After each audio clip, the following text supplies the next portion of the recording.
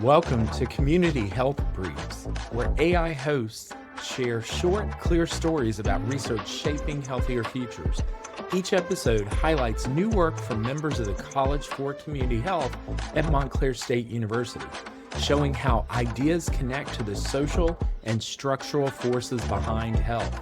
In short, this is research you can trust, explained by AI in minutes. I want you to try something for a second. Think about how you learn to read. You probably remember, the ABC song, maybe some flashcards. Sure. But I bet you never thought about the physical gymnastics your tongue was doing when you looked at the letter B. No, you just do it. Exactly. And today we're unpacking this hidden link that might totally change how we view early education. It's the connection between the muscles in a child's mouth and their ability to read a book. It is a massive connection, and it's one that often gets missed because we tend to put these skills into different buckets. Right, silos. Totally. You go to a speech therapist to fix, say, a lisp, and you go to a teacher to learn phonics. But the brain, it doesn't have those silos. So when the wires get crossed between speaking and reading, it's not just an academic issue. It's not just an annoyance. It's actually a major community health issue. That is a huge statement. So to help us navigate this, we are diving into a really fascinating clinical focus article by Dr. Robin Becker. She is at Montclair State University, an assistant professor in communication sciences and disorders.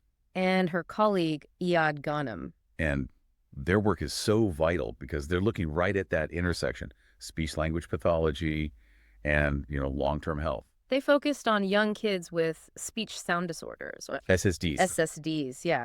And these are kids who aren't just being cute when they mispronounce words. They are at an extremely high risk for struggling with reading and writing later on. So the mission here is basically to find out, can we treat the speech problem and teach pre-reading skills at the exact same time? At the same time, yeah, without completely overwhelming a 4-year-old's brain. Right. And the case study they present is just incredibly illustrative. They worked with a 4-year-old girl who had a moderate to severe disorder. And she had something called phoneme collapse, which I had never heard that term before, but it's a perfect description. It is, isn't it? Her brain had essentially filed a whole bunch of different sounds into like a single folder. So what does that actually sound like? Well, in her case, if she wanted to say an S or an F or a K. It all came out as D, so soup would be doop. Doop, exactly. Or food becomes dude. Wow. Imagine how frustrating that must be. And then imagine trying to learn to read. Yeah. If you think the letter S and the letter F both make a D sound, you just can't decode words, the alphabet becomes meaningless. So Dr. Becker and the team, they tried something different. Over 10 weekly sessions, they didn't just do the standard repeat after me.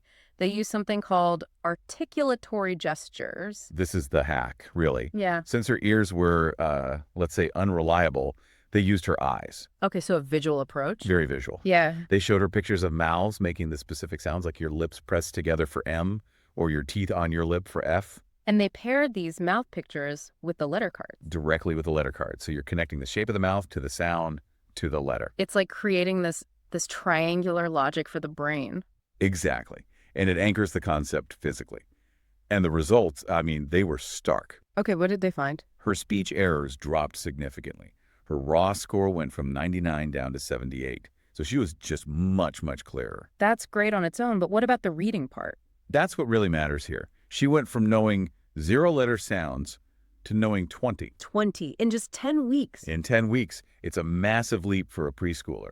So you can integrate literacy into speech therapy. You absolutely can. Now, we do have to be clear about the limits.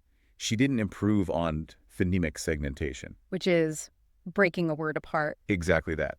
And the researchers concluded she just wasn't developmentally ready for that specific step yet. Which makes sense. And they also made a point to distinguish between, statistical significance and clinical significance. Right. Because this was just one child. The math doesn't prove it works for everyone. Not yet. But for that one little girl? It was life-changing. And that is clinical significance. And this is where we need to connect it all back to the bigger picture. Literacy is what we call a determinant of health. Hang on. You mean if you can't read, it affects your physical health? Absolutely. If a child fails to acquire literacy, they're less likely to graduate, less likely to access health care properly, more likely to have poor health outcomes for their entire life. So treating a speech disorder isn't just about articulation. It is about preventing reading failure. It's about academic equity and really long-term community health. That puts a whole new weight on those therapy sessions. So for the parents or educators who are listening, what can they take away from this right now? Don't just rely on your ears. Yeah. Use your eyes. If a child is struggling with sounds, get a mirror. A mirror, okay. Yeah, and use pictures of mouths. Help them visualize the mechanical how of making the sound and connect it immediately to the letter. Don't wait for reading class to begin that process. Visualizing the sound helps glue the concept in the brain. I love that. It's a simple tool, but it has a huge impact. It really makes you wonder about those silos in our education system. I mean, if speech therapy is actually the front line of literacy education, should we stop treating them as separate disciplines entirely? It's a powerful question. What happens if we view every single speech error as a potential reading gap, just waiting to be filled? It's certainly a gap we can start closing if we look at it that way. Thanks for listening to Community Health Briefs. This podcast was created with the help of AI, verified by the paper's author, and does not necessarily reflect the views of the College for Community Health or Montclair State University. Thanks again for listening, and stay tuned for our next episode. Make sure to subscribe and check us out at www.montclair.edu/CCHL to learn more about us and the amazing work we're doing for community health.